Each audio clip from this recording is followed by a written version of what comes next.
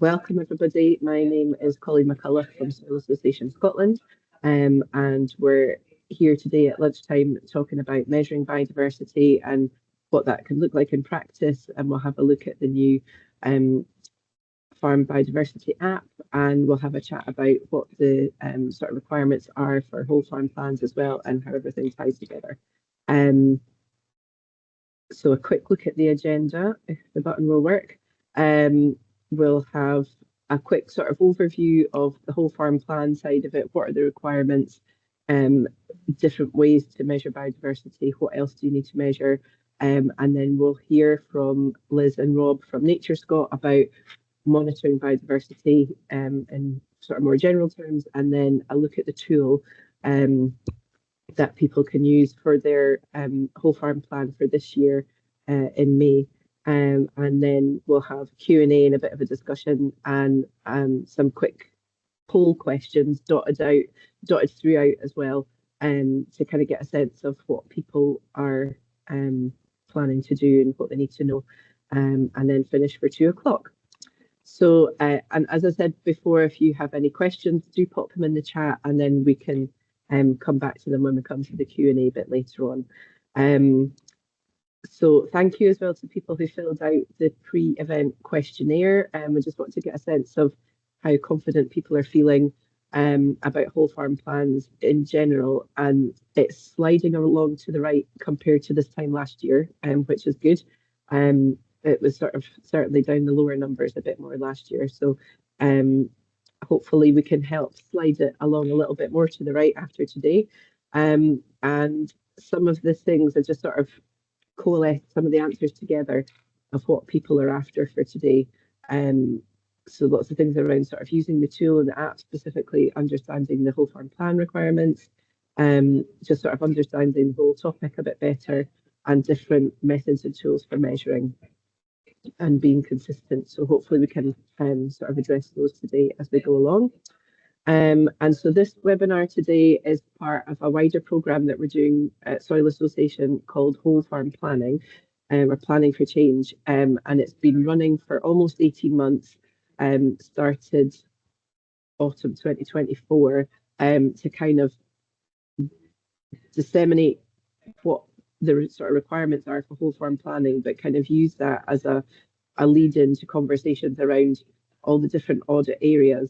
How do they all tie together? And once you've collected data for all of these things, what do you do with that information? You know, you might as well use it for decision making and business planning and farm management, landscape management, and everything else that comes in between with that. So that has involved quite a few webinars and farm walks, and we've got resources and practical sort of guides and information and videos on the website as well. We'll share those after the event in a follow-up email with people. So this is part of that wider programme that we've been doing. And whole farm plans, what was the sort of reasoning for Scottish Government behind bringing those in? Part of it is to sort of have a consistent baseline across Scotland in the 5 areas, to see where people are at in terms of soil health, carbon, biodiversity, to have a baseline to work from, and then to build on that sort of data set at a national level. So that's part of it. And then the other part was to hopefully help people have that data and use it for decision making, and to support farms, crofts, businesses being more resilient into the future if you can use that data for decision making. So the whole farm plan, I guess anybody that's in the basic payment system will know already, it's on 5 areas: carbon, soil, integrated pest management, animal health and welfare, and biodiversity, which we'll look at in more detail today. And in terms of the sort of audits that are required, 3 of them need renewed every 5 years, and 2 of them are annual plans. So not everybody will have to do all 5 of these. Obviously, if you don't keep livestock, you won't need to do the animal health and welfare plan. But everyone and everyone with Region 1 land will need to do a soil analysis. So there will be a few people that don't need to do that, for example. but everyone will need to do a carbon audit and a habitat survey, and they're both renewable every 5 years. So if you did either of those last year, then that will still be relevant for this year. You've kind of already ticked that box. And the other two that are annual plans, you would sort of do your initial one, would take a lot longer, and then in subsequent years you'd be sort of updating it and refreshing it and looking at what needs changed, for example. And if anybody has any further questions about those, pop them in the chat, and we can answer those as we go or after the presentations. And the kind of, when I first heard them talking about whole farm plans, I thought it was a sort of plan document or something, but it's these 5 audits that the Scottish Government is hoping people can bring together all of that data, because they're all interconnected and they all impact on each other. If you change management of one, it impacts several others. So it's a kind of whole farm management tool, if you bring everything together, and designed to increase the health of the whole system and reduce inputs and carbon impact. So the one that we'll be focusing on more today is the habitat survey and biodiversity audit. And there's different ways that you can do that. So anybody doing it last year might have used just a paper map as the very most basic way of recording the habitats on the farm. You can do that sort of as color coded, or if you already use the LPIS, the Land Partial ID system, on the Rural Payments website, it might be another easy way if you're sort of already got all of your maps in there, to add the habitat categories, and there's a sort of drop down list that you can do that way. But sort of as with the other audits, the kind of reasoning behind it is to get a baseline level of data for right across Scotland of what habitats are, where they are, how much of them there is, and from a sort of farm business or croft business point of view, you can't manage what you don't measure. So in terms of sort of managing habitats, landscapes, farms, and how it all integrates, having a kind of clear picture of what you've got is a good starting point. So I imagine some people in this webinar will already be way beyond that and sort of measuring condition of habitats and lots of other features, and some people won't have done that before. So when we come to the discussion bit, we can kind of tease out a bit more of that as we go. So every business will need to do a biodiversity audit by 2028, and that the new tool is ready to use from this year if you want to use it for this year. And again, kind of what is the point of it? But it's sort of helping to set objectives and make decisions and management decisions, and kind of changing management in one impacts many of these other things. And it's sort of, putting hedges in can be good for biodiversity and wildlife in terms of habitat, but it can also slow the flow of water through a farm or retain water in the soil during drought and provide shade and shelter for livestock, and potentially be a source of browsing material and therefore nutrition for livestock. So everything kind of plays in together. And so we'll share the slides as well with a follow-up email, because this is just a sort of handy overview slide. So I will stop sharing there and see, I haven't seen the chat bit, if there's any sort of burning questions at this point. Hello to the people that have introduced themselves. And there's a couple of questions we can maybe keep for the discussion bit. And I think before we hand over to the NatureScot team, we've got Liz and Rob with us today, and we're going to do a very quick poll.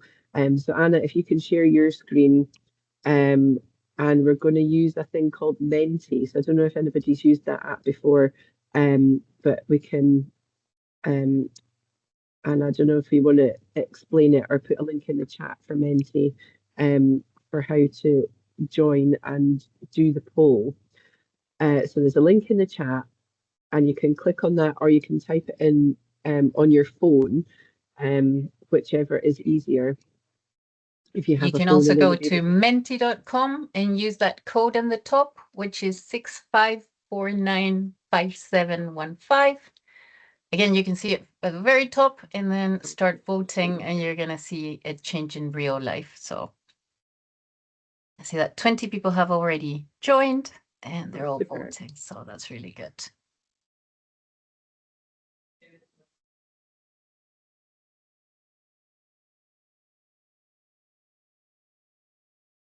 So again, you can use the link that we put in the chat. Trying to type the number into the chat and then it keeps not doing it. There we go. 5715. I think everybody's already done it before I get the thing into the chat. There we go. Yeah, I think so.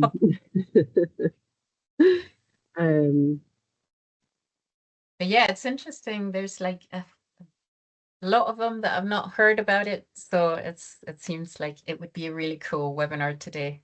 Yeah, so yes, you're going to learn all about it today. Yeah, you will not be able to say this anymore. So I'm going to move to the next slide now.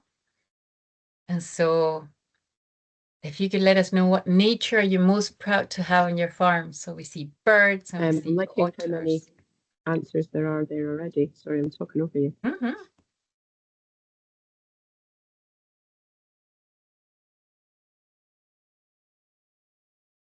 It is open as well. We'll leave it open so that you can move through the survey later on in case you want to add anything. Lots of birds, lots of trees. Lots of insects.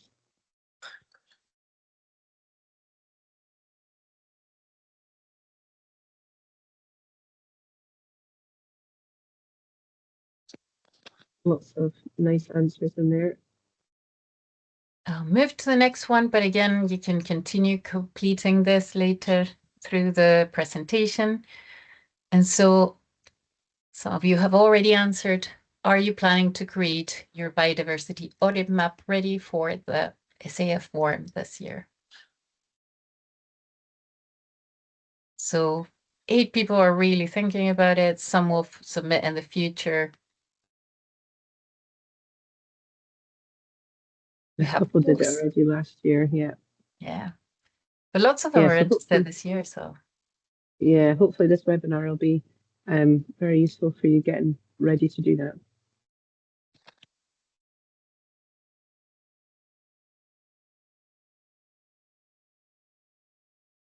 Still see it moving a little bit, but Colleen, again, I'm going to leave it open so people can continue to complete while we speak about it, and we can share the final results towards the end.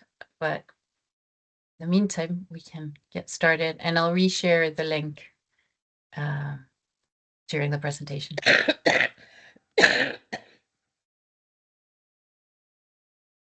Super. Well, that Liz and Rob hopefully gives you a little snapshot there of where people are at. So a bit of a mixture. And thank you everybody for filling that in. And we can see we can do a couple of screenshots and add that into the follow-up email if folk are interested in that as well, just to see what the answers are for that. So without further ado, I will pass on to Liz Ottey from NatureScot, sorry, and then Rob after that, and we'll hear about kind of monitoring biodiversity of what that looks like and the practical bits that folk can go away and do. So Liz, if you want to share your screen. Thanks, Colleen. Yeah, I'm just setting that up now. Hopefully you can see my screen now. Do you want to just confirm if you can see that? Yeah, brilliant. Yeah, okay, good stuff. So really great to see everyone today and to hear a bit more about on the poll about where you've coming from, and looks like quite a few people haven't seen the tool before, so hopefully this demonstration today will be useful for you guys. So as Colleen said, there's myself, my name's Liz Ottey. I'm the project manager for the Farm Biodiversity Project, and my colleague Rob Drummond is also here. He's a project officer on the project with me. Also on the call we've got Ross Lilly, who's our Farming with Nature Programme Manager, so I'm sure he'll be chipping in the Q&A session as well. So yeah, really great I'll just go ahead and start sharing my slides. Hopefully my buttons are going to work for me. So hopefully you can now see that next slide. Brilliant. Okay. Yeah. So here in NatureScot, we've got the Farm Biodiversity Project, and we're developing and testing a simple biodiversity auditing and planning process for farmers and crofters to use. And it's based around, we're testing this using the Farm Biodiversity Scotland Tool, also known as Farm BioScot, which is available as a web and an app publication. And basically we're looking at 4 steps. So as Colleen's mentioned, for the whole farm plan biodiversity audit, it's necessary to create a habitat map. So that's kind of step 1 in the process. And if people would like to get involved in testing the tool with us, they can also create the map for the whole farm plan and submit that this year, or if they wish to. So the first stage is take from the selection of 26 habitats available, both area and linear features, creating a habitat map. The second step is then to have a look at measuring the biodiversity condition of some of those habitats, and at the moment that's a recommended step in the whole farm plan, but it's not a requirement. And for that, what we've been doing is developing some simple habitat condition assessments that people can carry out using the web app or the web tool or the app. And then the next step really is having a look at what to do next, really. Once you've got a sense of the condition of some of the habitats, we're developing some functionality which we're going to be testing this summer with farmers and crofters on what will be useful in terms of options to take next with management to improve biodiversity. And then the 4th step kind of brings it all around to the start again after a period of time. That might be perhaps next time you update the map for the whole farm plan, you can then come and say, okay, what's changed, what's improved in that monitor step. So that's the 4 steps we're looking at. And the tool itself, Farm BioScot, is available as an app and on the web. And it's designed for farmers and crofters to use themselves. They can add team members, that could be family members or other people involved in the business, and you can also add advisors and agents if required, but it's basically designed to be able to use yourself. We've been testing it for about 3 years now. This map just shows a sense of across Scotland, the people who've tested with us. So it's been great to be involved with people from all different types of farms and crofts and all across the country, which has been a great way to get sort of real feedback, both sort of in person and also through user research interviews and surveys that we've run with people. So that's been really great to get that feedback from people using it on their farms practically and to make some improvements as we go. So Rob's going to give a demonstration of a bit more in depth how the tool works after this, but I just thought I'd show a couple of slides showing you what the map looks like once you sign up and register. You get a blank map with your land parcels on, and then you can go in and allocate those habitats to create a completed map. And at the end, you can then export that map on as a PDF with a key of all the different habitats that you've got there. And within the tool, we also have quite a bit of guidance about how the habitats are defined. There's sort of descriptions, images, and we also have some videos on particular groups of habitats like grasslands and uplands to help people make a choice when they're going through that process. I've mentioned measure, so this is where people can carry out simple habitat assessments to look at the condition. We've developed these for a range of habitats, and we're continuing that work, and we'll be continuing testing them this year as well. These screenshots just show an example of what the hedge assessment looks like, and it's most of them are sort of 6 or 8 questions, often with 3 choices. Some of them are kind of multiple select questions for practices and that kind of thing, but asking questions like the size of the hedge, what kind of species are in the hedge, and getting an idea of the kind of management that takes place. The assessments are divided up into sort of 3 quite a broad brush categories of poor, moderate or good, and we use the red, amber and green kind of colour coding for that as well. So when you go through the questions, you get a kind of results page at the end, which gives you an idea of which category they fall into, and there's also information about good practices for management. And what we're going to do as we move forward into this summer is have more detail and link that more specifically together. So once you've done an assessment, you get sort of tailored recommendations depending on how you've answered. So as part of developing this managed step, we ran some in-person focus groups in November and December with 40 farmers getting involved, and we developed a prototype to have a look at the kinds of things that would be useful for them in terms of choosing options to take forward. So this screenshot is from the prototype, and it just shows the list of potential management options that were presented in the tool at that point, and it shows the kind of condition of fields that they'd selected to their assessments. So we spent quite a bit of time running some of these ideas past the people that we worked with, and you can see another screenshot here where some of the features will be showing an idea of the time and cost that might be taken to take some of these options, some of the benefits both for biodiversity and for the business, and an idea of how different options selected could then the forecast of how they might affect the condition of the habitat. And we went through quite a big list of possible functions and things that people might like, but some of the priorities identified that we're going to build into the tool this year is to have a kind of choice of different management options that could be continuing with something or bringing in something new, a condition forecast to show what effect that might have on the habitats, a plan and summary that you can then export to use yourself or maybe to share with others, a way of recording actions taken, and also ways of looking at this either at a kind of farm or habitat level or at a field level. So there are a few of the things that are going to be coming on for people that test with us this year. And then kind of moving around to the end of the circle in terms of monitor. So the first time the map's created and some of these assessments are carried out will form a baseline, and then people will be able to come back in and kind of look and see how things have changed. And that'll be a combination of looking at the habitats present, looking at assessments of specific habitats, but we're also looking at an option we have in the tool, which is nature rich. It's a button at the moment that can be selected for habitats, and we're doing a bit more work on that to make a definition and see how that might work to help people look at perhaps a proportion of nature rich as a baseline and then come back and have a look at that. And again, we'll be working with farmers and crofters that test with us to see how that might work and make sense for them. But the idea will be that you'll be able to track changes over time. So another feature that we're testing sort of in the next very shortly is going to become available in the tool is a tool looking at ecological focus areas.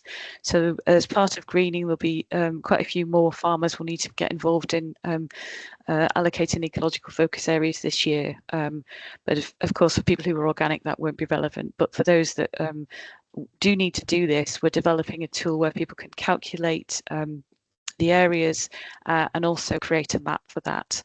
So this just gives a sort of summary table that you might get. It's very much an indicative tool to help you plan, but for example, you can select on a particular field what options you'd like to put in, and it will give you a sense of the percentage across the farm. And there's going to be a tool in there, a sort of an easy drawing tool to kind of put those in so that you've got an indicative map. So more information on that as we go forward, but we're keen to get people to test it with us and see how it works for them. And another functionality that the farmers and crofters we tested with were very keen to have was some species recording. And so there's a couple of ways people can record species. We have a sort of a list of species that we've come up with that are key farmland species. There's quite a few birds, mammals and things on there. We went for a fairly limited list at this stage. We know that people are quite keen to have more species added, so we're going to think about how we might do that. But what we didn't want to do was overwhelm people with too many. The other option on the app is that there's an identification tool, so you can take a photo of a plant or an insect, and it will give you some identification there. And if you're happy with that, it gives you suggestions. You can then add that to the farm.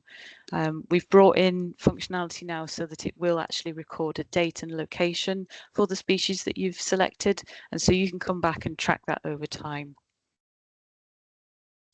And that's just a really quick kind of overview of the project and the sort of 4-step process that we're testing. And obviously Rob's going to give a bit more of a detailed run through of how things work. But this slide just gives a summary about the tool. And if anybody would like to ask any questions just now, that would be great. And then I'll be able to hand over to Rob. So I'll just stop sharing for now. Thanks, Liz. That's great. I saw quite a few thumbs up as you were sort of going through it, so I think that's useful information. There's a couple of questions that we could look at just now. One of them is there any intention to look at how farmers could collaborate to deliver collaborative projects in AES work? So I don't know if you have an answer for that. If you've heard any. So I think Ross is going to come in on that one. So I'll hand over to you, Ross. I can do it. So it's definitely. I mean, we're already aware in NatureScot of quite a number of farmer collaboration projects just arising organically from farmer groups getting together and doing, and then commissioning mapping work around what they've got on their farms, and then using that to inform decision making around a collaborative approach. There's certainly intention with the Scottish Government to look at ways of supporting more collaboration. It's early days yet, but we're quite keen to get involved in that, certainly. Super, thanks, Ross. And another one that we can take just now, and then we'll move on to the next bit. Will Farm Bioscot have the potential to be used for farm assurance schemes and for bank or finance lending for farms where there's evidence of environmental stewardship may be asked for, like for preferential rates or things? Yeah, I mean, if I could let me answer that just now, Liz, you can add if you want to. So at the moment, what NatureScot's doing is piloting an approach to biodiversity auditing and planning. It's interesting you used we've got these different terms of plan and audit. I mean, obviously our view of a plan is the whole 4 cycle, the 4 M's: map, measure, manage, monitor. Because essentially from the initial work we did way back when we started the project, there didn't appear to be this full process tool available for or a process that works in Scotland anyway, particularly the mapping bit. But we're still working in that part, still developing it as the way that Liz has just set out.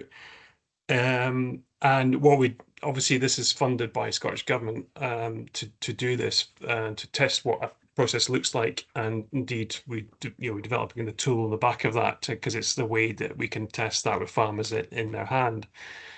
What then happens is it's yet to be developed, really, I suppose. With once we fully develop the app, and it'll always be constant development, and at least get a minimum viable product out. And part of that is that we don't want necessarily to play the market out there for our platforms that are already available for farmers to use, but we certainly want to inform those tools and platforms that farmers are using to adopt the work that we've done and tested with farmers, because we can categorically say that's what farmers have responded to positively with and would work better with. So yeah, we're engaged with certainly the supply chain. We've just got a contract out just now, which SAOS are working on, to look at what actual biodiversity auditing requirements are being demanded of farmers in the supply chain, so we can work out whether our app is matching that and filling the gap. And ultimately some of these platform owners could absorb some of the functionality that we've built here into their platforms. Thanks, Ross. That's great. It kind of certainly, in terms of other kind of auditing things as well, it feels like that's the sort of general direction of travel, doesn't it? That it's being sort of more widely adopted, which I think is a good thing.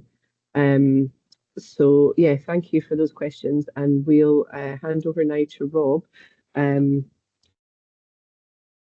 If you're there and you can share your screen.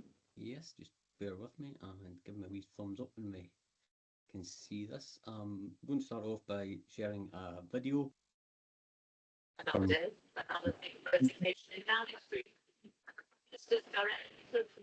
Yeah, that's coming through now.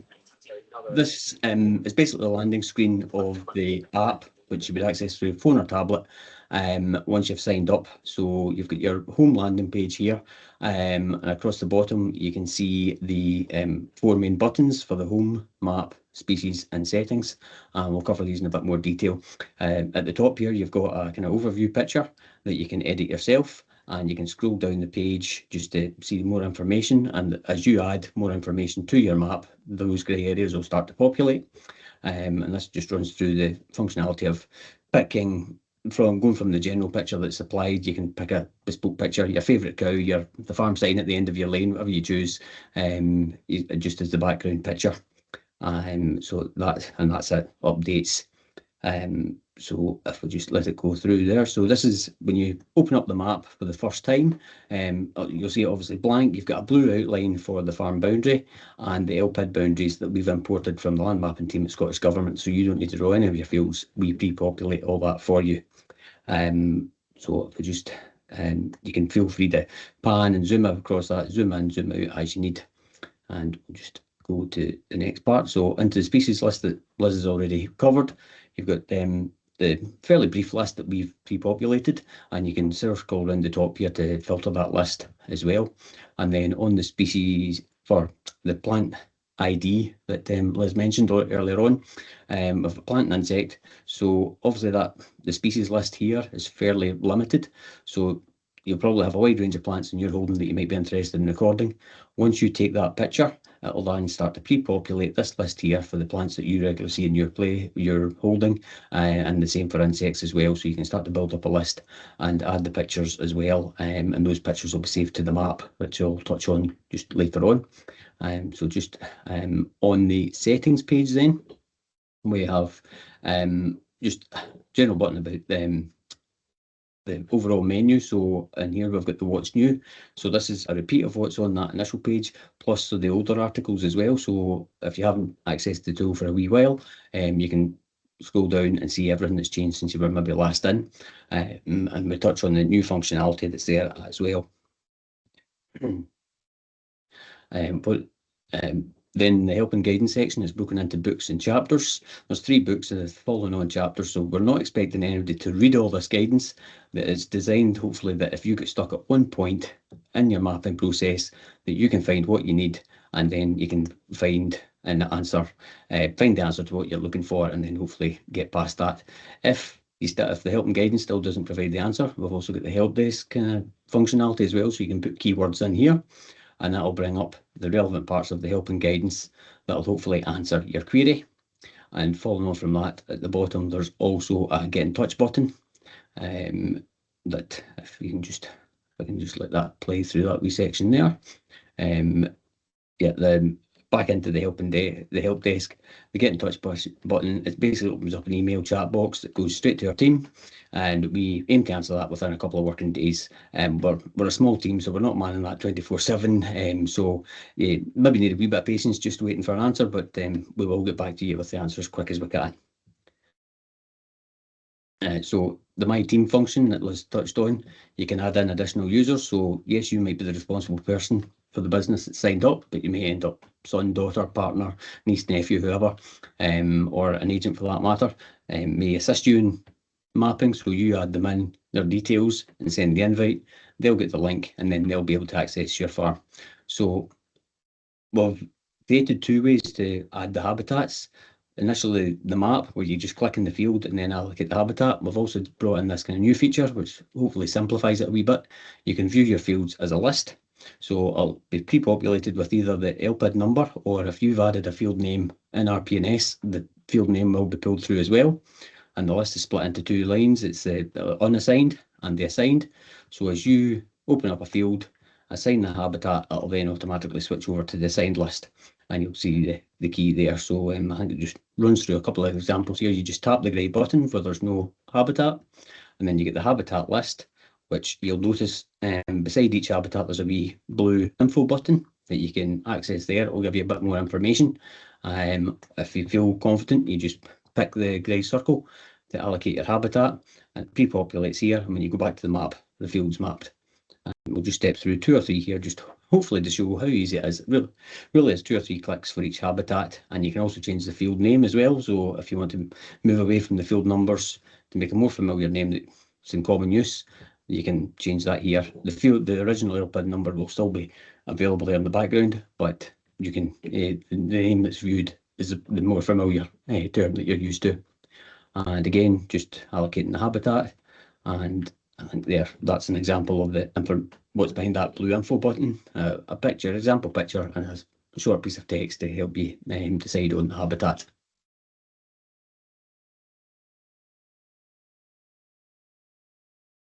Just final time going through that there. So that's a fair bit of the mapping.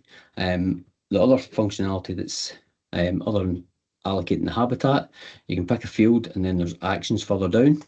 So for example, you could split a field where you've got 2 habitats in the one field. So for the minimum requirement, it's map the main habitat, but you may decide to go in for more information. So this is one of the functionality that we've developed to help with that. So you can split the field.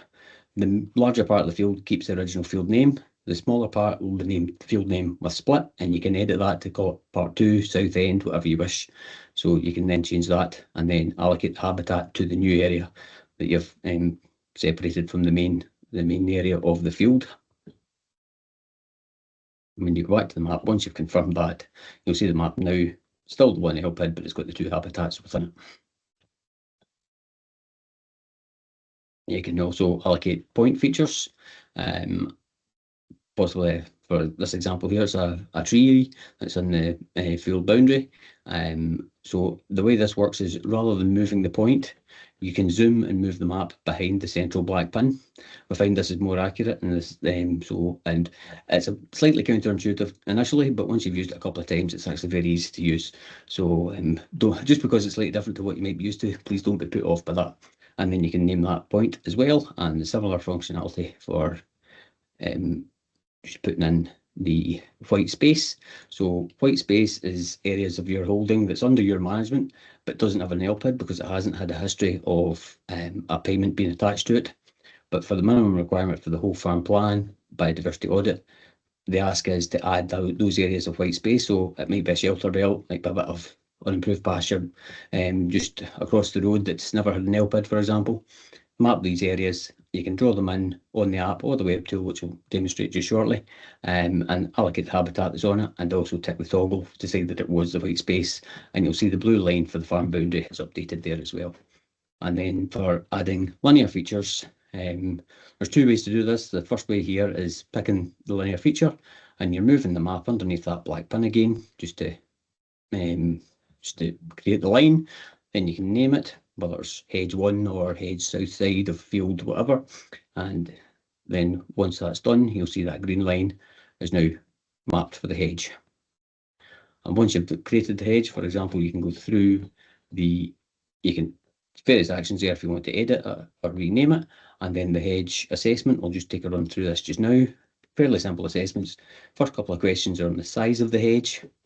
Then the next few questions are on cutting and management, time of year, how often you cut it, that kind of thing. And there's a question on gaps. And then for the species question, we're not asking you to identify every species in the hedge. It's what we're asking is for just the broad range of species, whether it's only 1 or 2 species, for example, a pure beech hedge, or whether it's got a mix. And there's a carousel at the top here that kind of helps maybe with some of that species ID, just to give you that count. And then we ask if there's trees in the hedge as well, because that's adding biodiversity. Again, you get the overall result, the poor, moderate or good here, and each answer is also weighed for individual weighting as well. And then that all links into the good practice. And as Liz touched on, moving forward, that good practice will then link into the management options potentially that you may wish to adopt further on. So this is the new functionality for adding a boundary feature to a field. So instead of moving the map under that black pin to add your line, you can move your map, add the feature. You just drag your finger or thumb over the screen where the boundary is. If you've been slightly inaccurate, you can edit it and now raise an untidy end of the line if you wish. And then just the same process again, name it, and then it's mapped as a line of trees in this example. So other functionality here is we've got a layers button up in this corner here. Basically 4 on-off switches for turn off, for example, the field boundary or the area. I'll just let that play through there. So you can, that's really handy if you're mapping linear features that are like a marsh fence, marsh dike. Turn the blue line off and then you can see better where you're mapping. You can also turn off the areas. So that only leaves the linear features. So when you're adding linear features, you don't have all that extra information getting in your way. And the same functionality for points and linear features as well. Probably less useful, but the functionality is still there. You can also change the background as well. Just raised ahead of the video a wee bit here. So maybe you want a simpler map in the background. You can switch between the basic map and the aerial image. And you can also, once you start to build up your assessments, if you decide to do them, you then would have a map with the poor, moderate and good condition for each habitat that you've decided to assess. So that map would build up as you create more assessments. And then just finally on this video here, we have the photo option at the bottom there, but there would be a wee pin on the map for each photo that you've actually took, whether that be just at the hedge or whether it was part of the species recording that you were doing. And that kind of completes the kind of overview of the app. I appreciate there was a lot of information there. That point just now, or will I just, have we got any questions? Sorry, I couldn't see the chat there, Colleen. Is there? Yeah, your microphone's gone really quiet there, but I can just about hear you. Right, but that's okay. It came louder when you were doing it over the video, and then it's gone quiet again now. Right. But I can just hear you. But yeah, there's quite a lot of questions. If that makes a difference, but it shouldn't be making. That's slightly better, I think. Don't know. Sorry. I don't know. I think. Colleen, do you want me to come in and answer a few of the questions that are coming in, just to give Rob a chance to take a breath there after that? Thanks very much, Rob. That was great to see how it works through in the app there. And I know Rob's going to do a demo on kind of how the web-based version works. So I'll just I'll have a few of the questions. Thanks for pasting them in here. So as Rob mentioned there, actually, when a photograph is taken, it is geolocated to the field or area where it was taken. So so that's hopefully answers that, and you can have a look at where they are on the map using the button there. There's a question here in terms of weather and monitoring, and that sounds very interesting. It's not something we can necessarily incorporate into the app, and we can maybe think about those kind of issues in a wider discussion perhaps a bit later. At the moment, in terms of the species, we've just got those two options where there's a kind of pick from a list, or there's using the identification tool.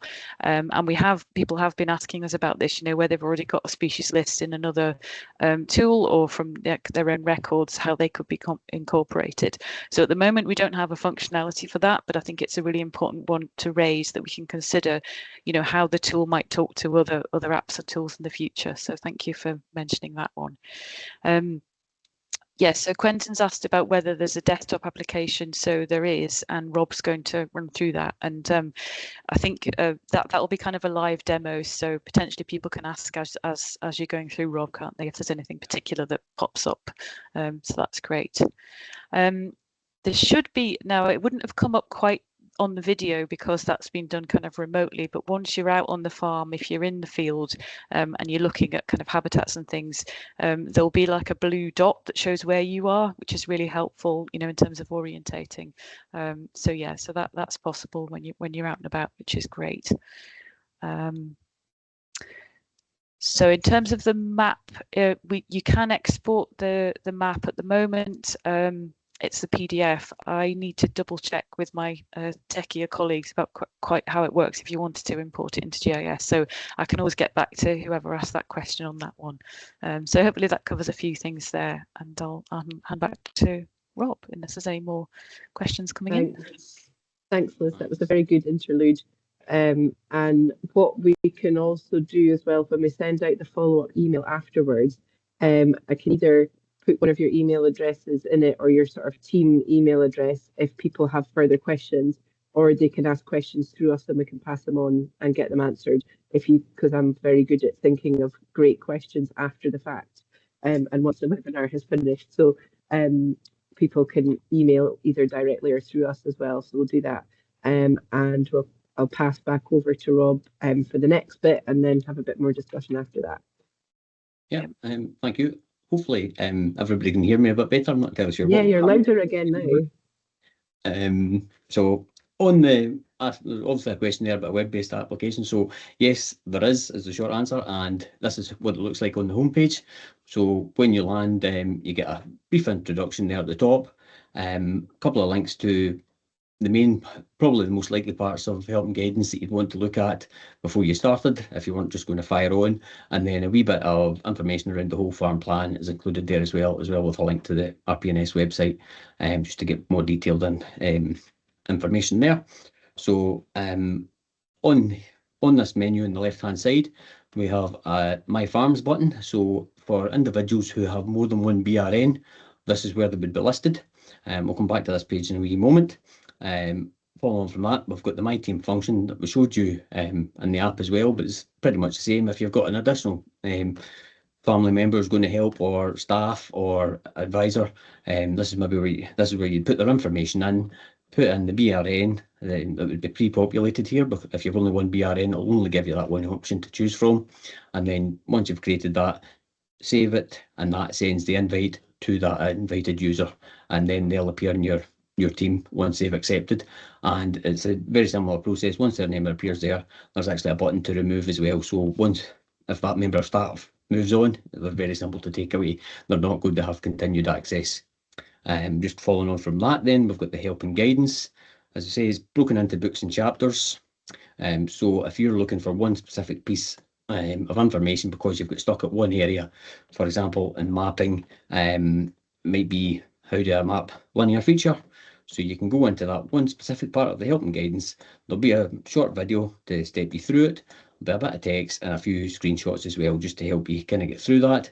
Is it possible to have that open in one window and have your map open in another window, so that you can jump between the two and step yourself through that help and guidance?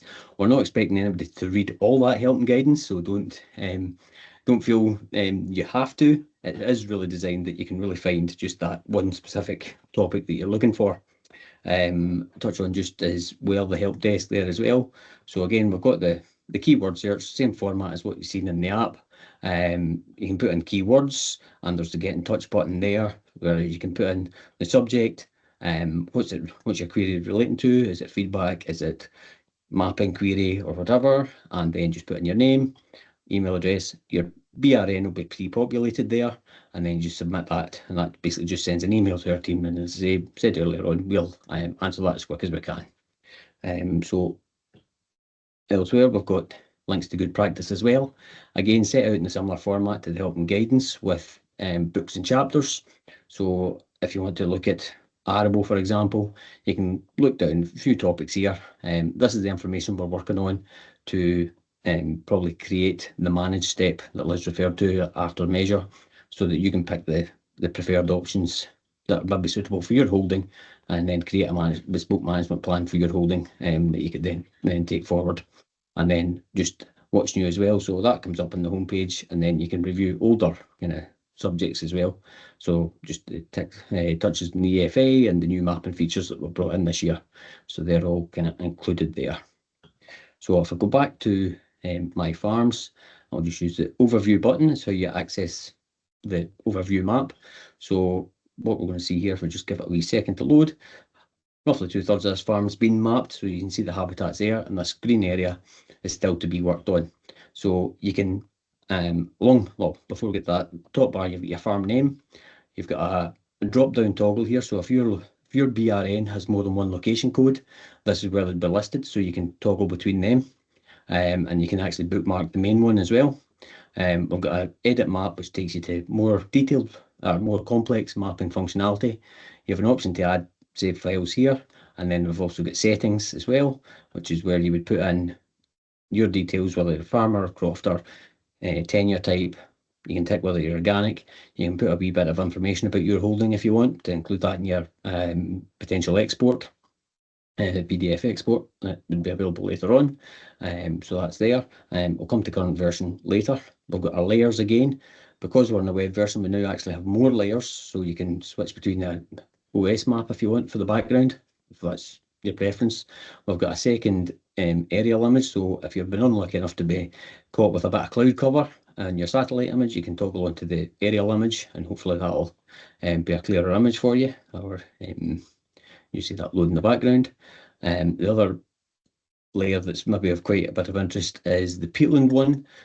So if you have upland area, I'll just zoom out here and pan this direction here. So if you have a bit of peatland on your upland grazing, the recommendation is that you map that peatland separately to the rest of the upland habitat.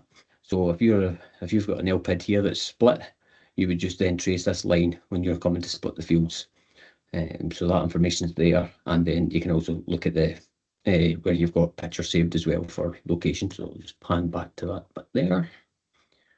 We've also got the habitat key, which is only going to be the habitats that you've got in your holding. We don't populate it with all the 32 potential habitats that you might have. It's only the ones that are relevant to your holding. And there's also a WYSI button here that you can zoom into a 3D angle if you wish, just for, that was a developer's toy, I think, as much as anything. So on the left-hand window here, we have your list of field numbers, or fields and features down here.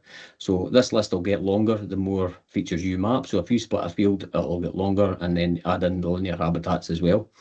I'll build into that. And about the land, we have an overview of your area, the number of habitats or features you've got, how many you've mapped. So that gives you an indication of whether you've completed mapping or not. So if you add more information, this number will go up to get closer to that 52. Also, if you've mapped or assessed any habitats, you've got a count there as well. And then there's this graphic here that gives you an overview of the habitats that are on the farm. When you hover over one, the map highlights which habitats are where, and you can look at it that way. You can also drop down here, and it'll give you the information of the areas for each that habitat type, overall grasslands, and then a breakdown of which type of grassland it is, and then the outer circle will be the assessment results. So in this case, example case, we've got some habitats have come back as poor and some have come back as good. So that information is there, and then the same similar for linear features. So when you hover over the linear features, it highlights the linear feature that you're hovering on as you toggle switch between them, and then the bottom is just a basic broad outline of how many assessments have been done and the overall results of each of those assessments. So mapping functionality, I'm sure most of you are here because you want to know how to map and to meet that minimum requirement. So essentially just press the field, it'll take you to the field with the, you'll notice slightly greyer outline around that box. Just press the more information, press the habitat, this takes you to the habitat list. Again, we've got the blue info buttons here, so if you're not sure whether it's unimproved grassland or semi-improved grassland, you can read the two definitions. There's a wee example picture there as well. Tried not to be too wordy here, but trying to get enough information into a relatively compact text. And then if you're happy with that definition, just tick that box. Yes, I want to change the habitat, and that's it updated in the background. And as you edit on the web, that will automatically update the app. So if you were to access in an hour or two's time on the app, you'll see what you've mapped on the web and vice versa. So you can go through each field one at a time here and add them. And it's just a click for each one. And yes, I want to change that habitat, and that's that done. And then go back to there. So that's adding the main habitat for each field. Obviously can't add linear features or point features using that functionality, so we'd need to go into the edit map here, which takes you into a slightly different format or different look, mainly because it's got more information here. So what we have on the right hand side is, I'll come back to these buttons in a moment, but we've got a transparency here, so you may want to turn that down just to turn the background if you're doing editing beside or right up close to one area that you've already done. You can lower and raise that transparency. You've got on off buttons here, so again, if you're mapping on the boundary, we may wish to turn the boundary off, so you lose that blue line. That gives you a bit more information and a clearer image here. You can, same functionality for the area, turn the area off, and then you can see those linear features far clearer. So if you want to edit them or add new ones or change anything you've got, and the same kind of functionality for the linear features. and the points if you want to switch them off as well. Below that, you then have your field list. So again, if you haven't named your fields in RPNS, it will come through with the main LPIDs. You're probably not going to be familiar with them, but you can use this wee eye here to hide a field. So if you notice that field disappeared when I switched off the eye, so it basically hides it so you can flash it on and off so you can see, oh, well, I don't know what the field number that is, but that's where it is.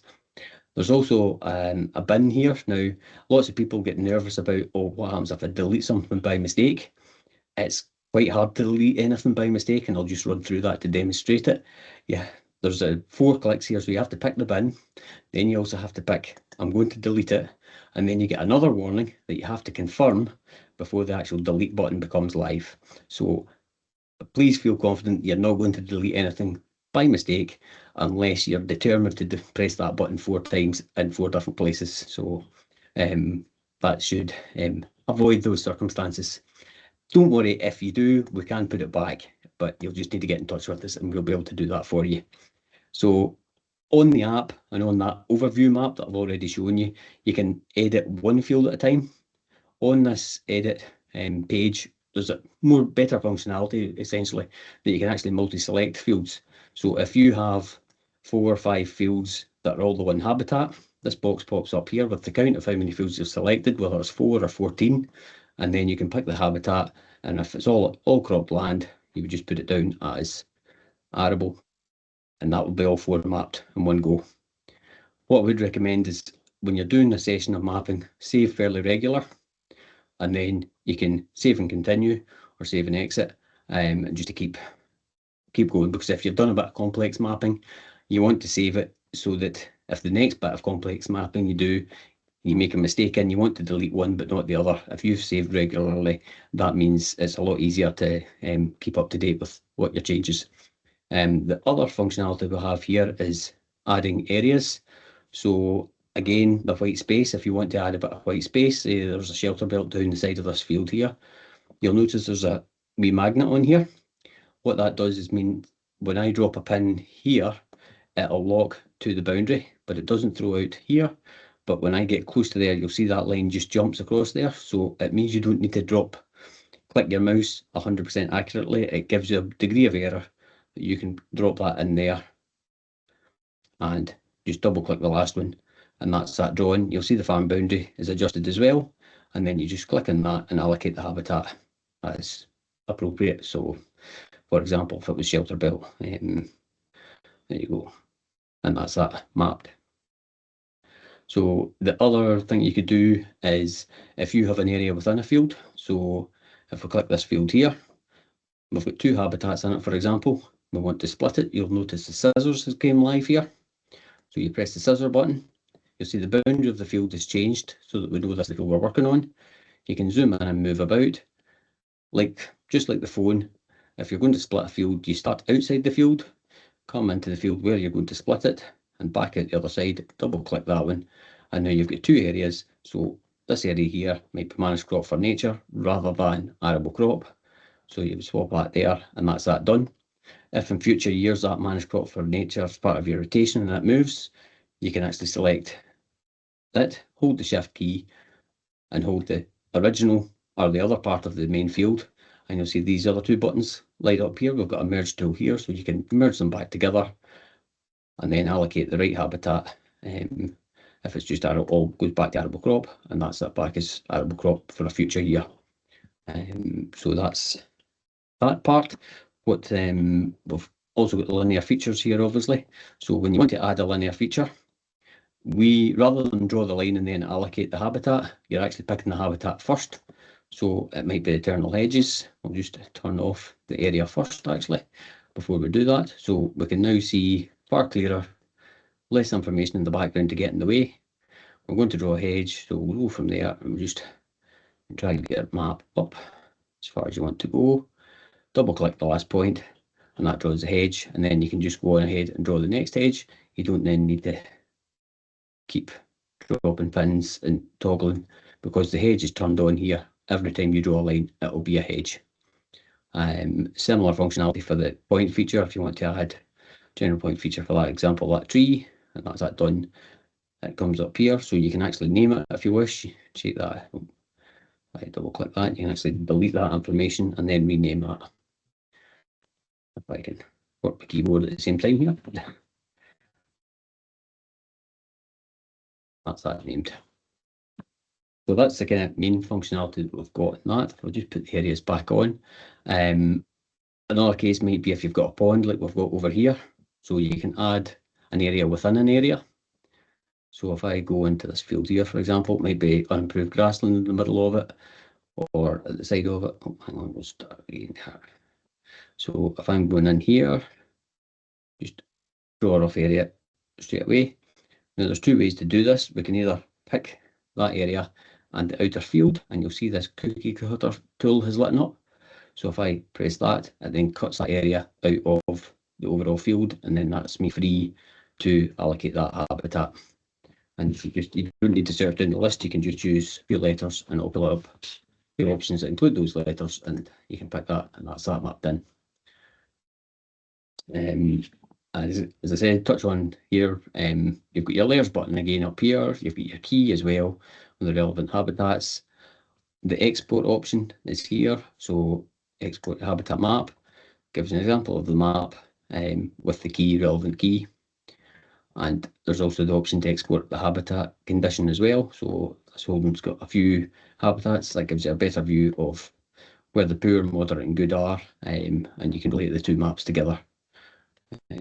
Just close that, and then you discard changes and save changes.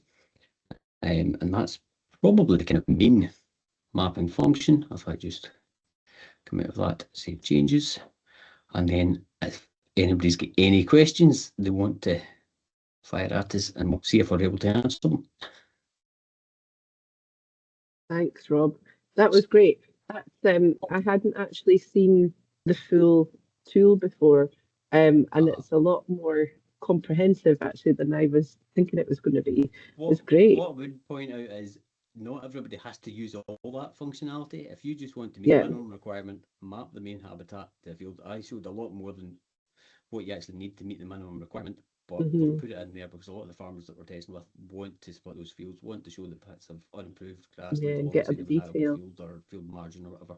So we would encourage people to use it, but to meet the minimum requirement, it's not essential to have all that information.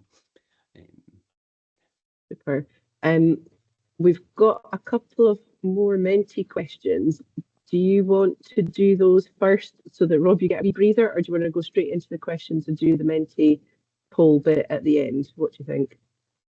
I don't mind. No, I'm happy to go straight into the questions. Yeah, okay. Do you want me to go through the list and just sort of read them out, and then you can... Yeah, that's probably... see who wants to answer them. Yeah. Okay, so scrolling back up a bit, I'll try and miss out the ones that have already been answered as well.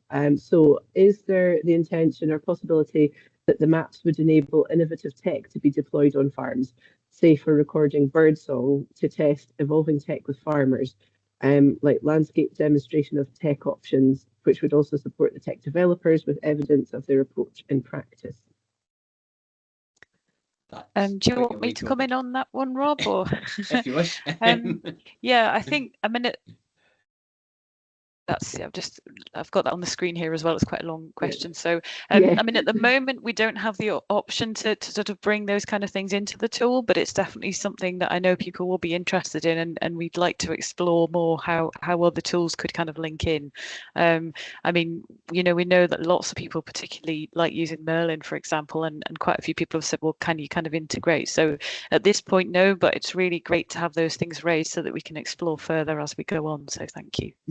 Just to follow up on that, the file box that was on that top kind of menu bar beside the farm name, you could save additional files there if you wish to have it all in one place, but we can't embed the information on the area.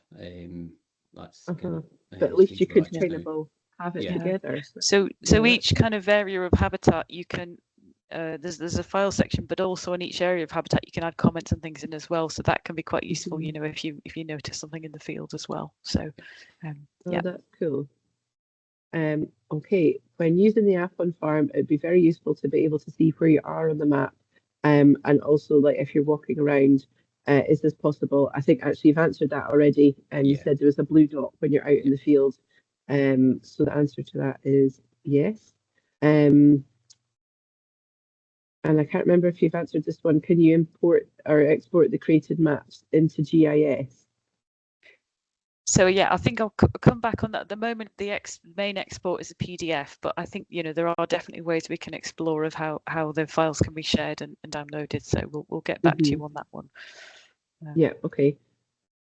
And the next one, I assume you have one account login so that you can switch between the mobile app and the desktop, like if you were doing the bulk of it at your computer of the fields that were easy to do quickly, and then go and walk around the farm with the phone to update things or put in more detail.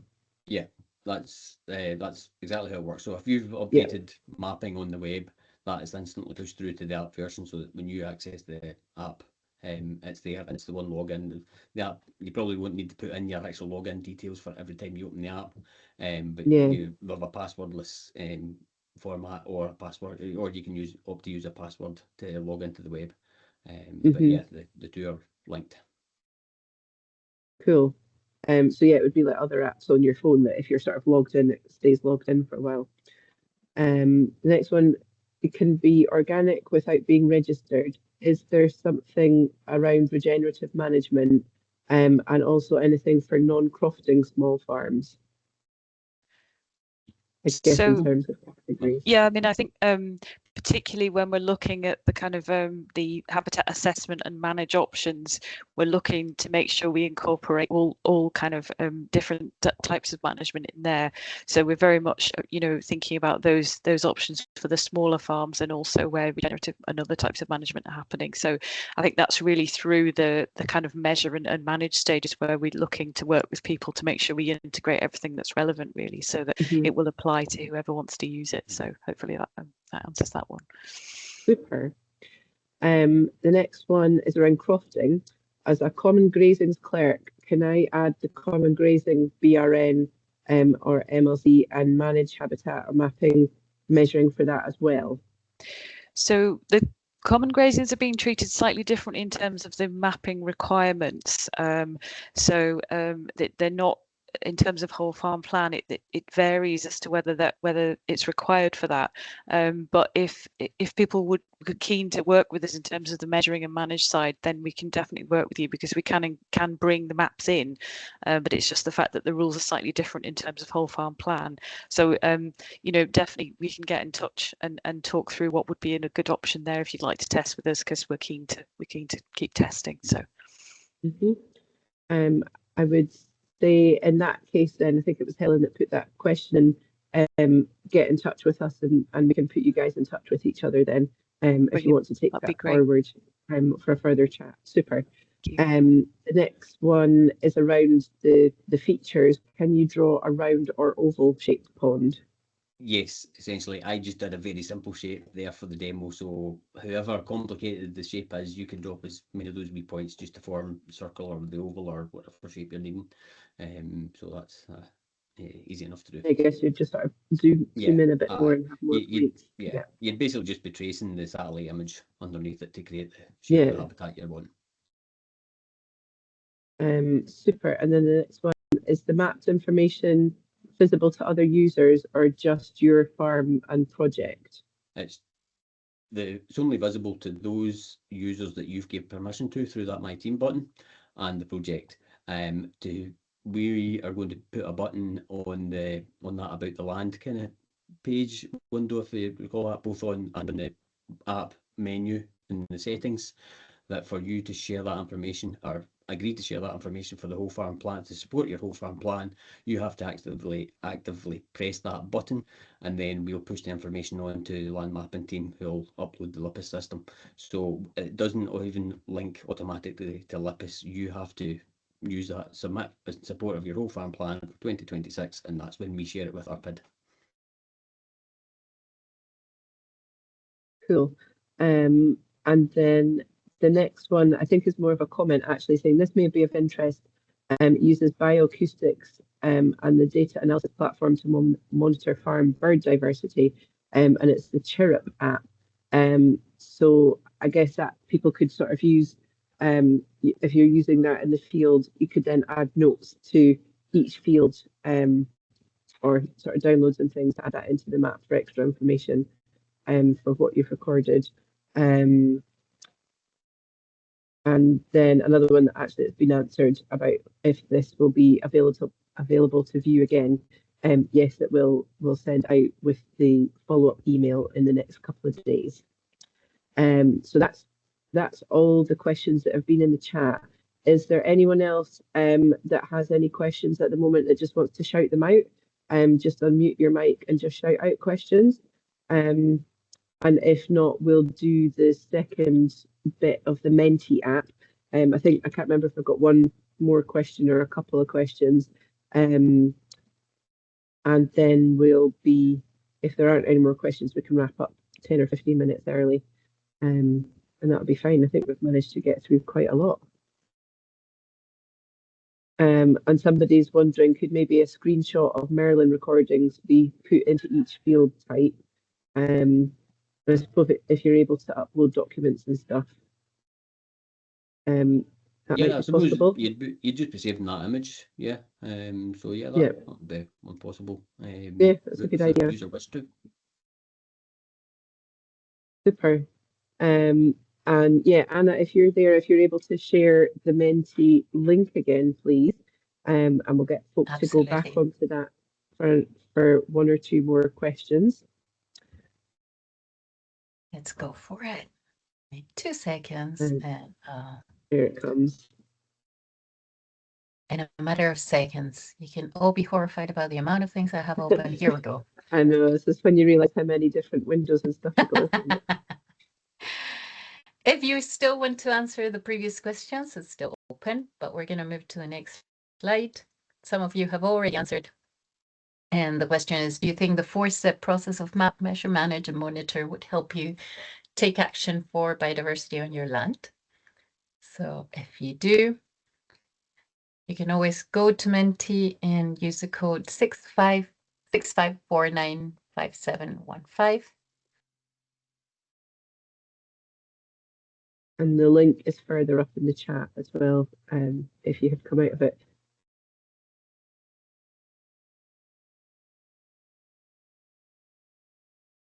So yeah, most people there are saying, yes, that sounds useful. Colleen, I was going to say we have there's a kind of a web page which you can go into where you can sign up to use the tool, but it also has it's kind of a landing page with a bit more information and stuff. So I'll pop that into the chat. We'll obviously share it, with the information afterwards, but I can pop that into the chat as well, and hopefully that link will. Yeah, if you pop that in the chat, that'd be super. I'm reposting the link again as well. Oh yeah.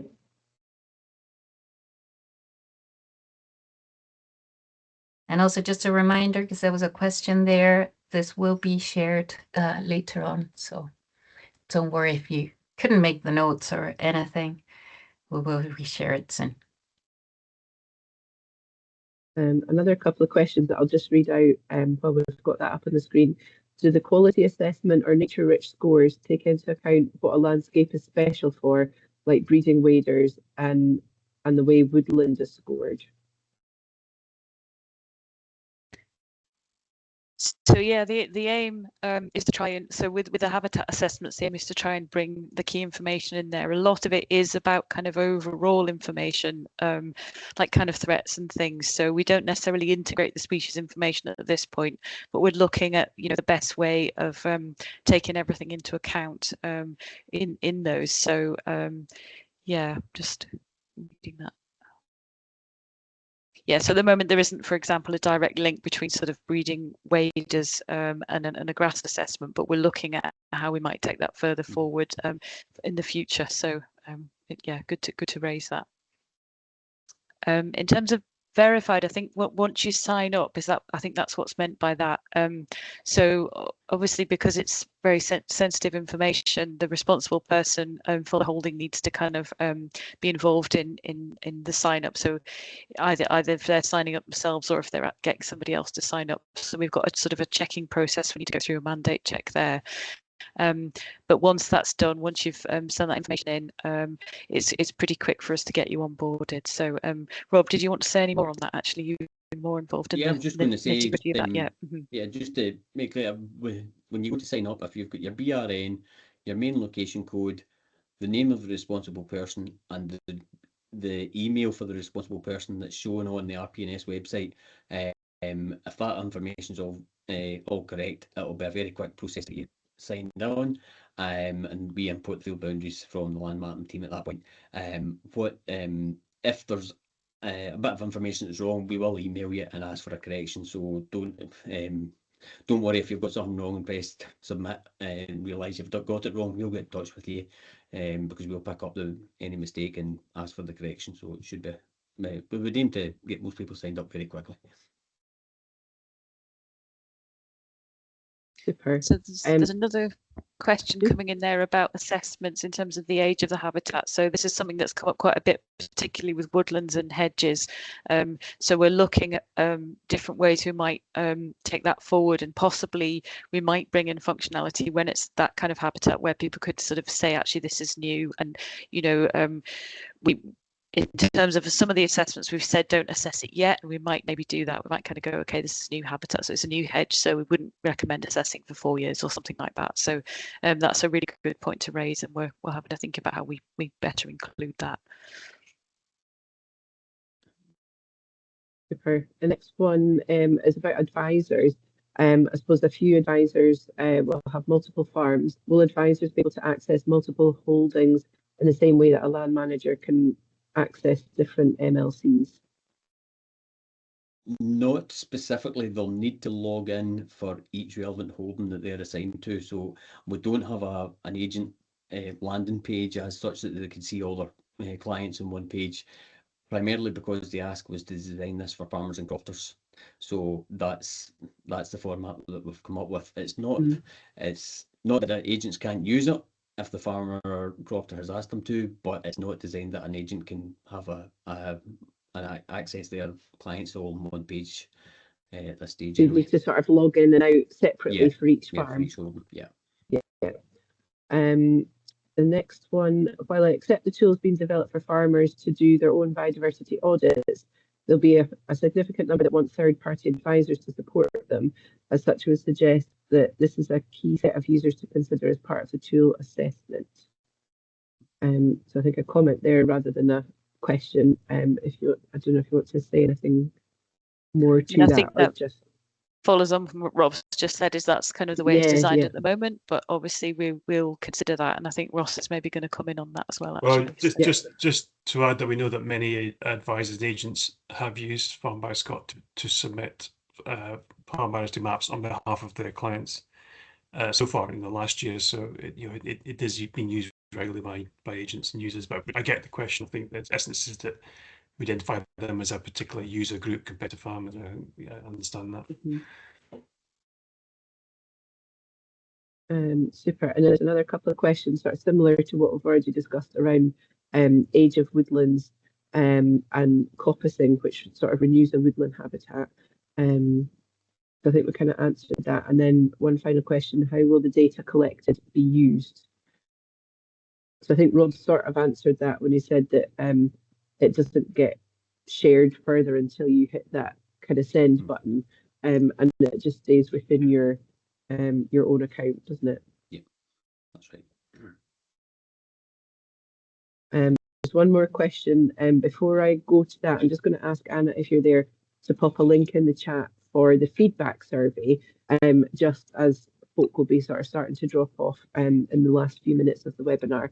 We've got a very, very quick feedback survey for folk to do, just to kind of collect information on how useful the webinars are, what sort of topics you want to see in future, that sort of thing. And I'm just remembering as well, Connie, my colleague, was we thought about putting it in the Menti, and then I think we ran out of time because we thought at the last minute about asking people, maybe people can put a comment in the chat around content for a podcast that we're developing at the moment for later this year. And it will be around sort of sustainable agroecological nature-friendly farming. But if people have any suggestions or ideas of what they would like to see in a sort of farmer-focused podcast, put your comments in the chat. That might be the easiest way to gather that information, because we're just sort of at the very early planning stages of that. So if you have any ideas of what you want to see us talking about in a podcast, put that in the chat, and then I'll let Ross come in there. You've got your hand up. I just wanted to answer Jill's question there, or a statement. Yeah, it was a question, Jill. I appreciate it, about the fact that how quickly improvements being made, and we've been doing this for 3 years. It looks like there's some basic stuff. I think I need to point out what we've been doing here is developing, as I said in my initial bit, a process for farmers and crofters to do biodiversity auditing in a way that they haven't had up to now. And that's the most important thing that we're testing. So everything we do, we're testing, does it actually work for the farmer and crofter before we then build the functionality in the app? That's why it might appear to be quite slow and some of the stuff are quite basic changes, but it's because we want to make sure that what we perceive to be a change, an additional functionality in the app, actually is what farmers and crofters need and want and ask for. So it is quite a slow and laborious process, but I think in the process we're getting it right for the crofter and the farmer. Mm-hmm.